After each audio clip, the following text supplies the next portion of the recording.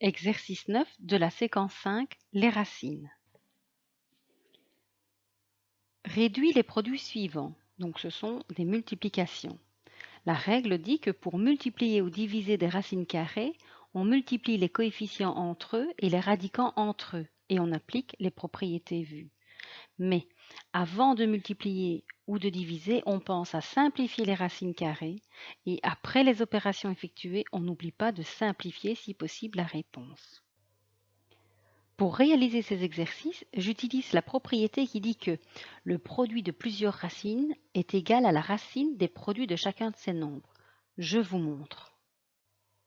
Racine de 28 fois racine de 7, c'est comme si j'avais racine de 28 fois 7. Et 28, je peux le décomposer en 4 fois 7. Je peux donc écrire racine de 4 fois 7 fois 7. Or, 4, c'est le carré de 2, donc je peux sortir 2. Et comme j'ai un couple de 7, je peux en sortir un. Ça me donne 2 fois 7, 14. Racine de 48 fois racine de 3.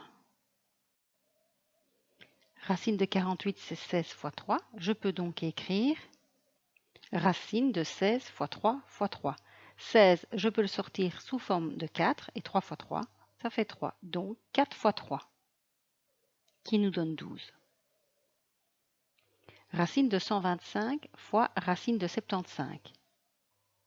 125, c'est 5 fois 25 et 75, 3 fois 25. Je peux donc écrire racine de 5 fois 25 fois 3 fois 25.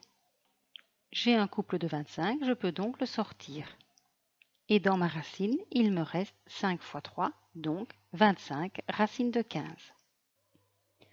2 racines de 5 fois racine de 50 fois racine de 8. 5, je ne peux pas le décomposer, mais 50, c'est 2 fois 25. Et 8, c'est 4 fois 2. Je peux donc écrire 2 racine de 5 fois 2 fois 25 fois 4 fois 2. Je repère les couples et les carrés parfaits. 25, c'est le carré de 5, donc je sors 5. 4, c'est le carré de 2, donc je sors 2. Je vois que j'ai un couple de 2, donc je sors 2. Sous ma racine, il me reste 5. Je peux calculer 2 fois 5 fois 2 fois 2, ça me donne 40, donc 40 racine de 5. 2 racines de 15 fois racine de 15, je ne vais même pas décomposer puisque je vois que c'est 15 et 15. Je peux donc écrire 2 racines de 15 fois 15. 15 fois 15, c'est un couple, je peux donc sortir 15. 2 fois 15, ça me donne 30. Racine de 42 fois racine de 7. 42, c'est 6 fois 7. Je peux donc écrire racine de 6 fois 7 fois 7. J'ai un couple de 7, je peux le sortir, donc 7 racines de 6. Racine de 11 fois racine de 11 au cube.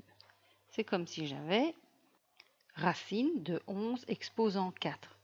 Comme mon exposant est pair, je le divise par 2, j'obtiens 11 au carré que je peux faire sortir. Racine de 18 cinquièmes fois racine de 5 demi. Je mets tout sous la même racine, j'obtiens racine de 18 fois 5 sur 5 fois 2. Je peux simplifier dans ma fraction. Le 5 avec le 5, le 18 avec le 2 et 18 devient 9. Je n'ai plus que racine de 9 qui donne 3. Racine de 1 demi fois racine de 50. Ce qui peut peut-être vous embêter, c'est que racine de 50 n'est pas sous forme de fraction. On peut très bien mettre divisé par 1. Ça ne changera absolument rien. On aura donc des numérateurs et des dénominateurs. On peut écrire racine de 1 fois 50 sur 2 fois 1. 1 est neutre, mais 2 et 50, on peut les simplifier. On obtiendra donc, à la place de 50, 25. Et racine de 25, ça nous donne 5. 5, racine de 8 fois 3, racine de 12. 8, c'est 4 fois 2. Et 12, c'est 4 fois 3. Je multiplie d'abord les coefficients, 5 fois 3. Et dans ma racine, 4 fois 2 fois 4 fois 3. Dans ma racine, je repère les éventuels couples ou les carrés. 4, c'est le carré de 2. Donc, je sors 2. Il y a encore un 4, donc je ressors un 2. Dans ma racine, il ne reste que 2 fois 3. Je calcule mes coefficients. 5 fois 3 fois 2 fois 2 fait 60. Racine de 2 fois 3, racine de 6. Voilà.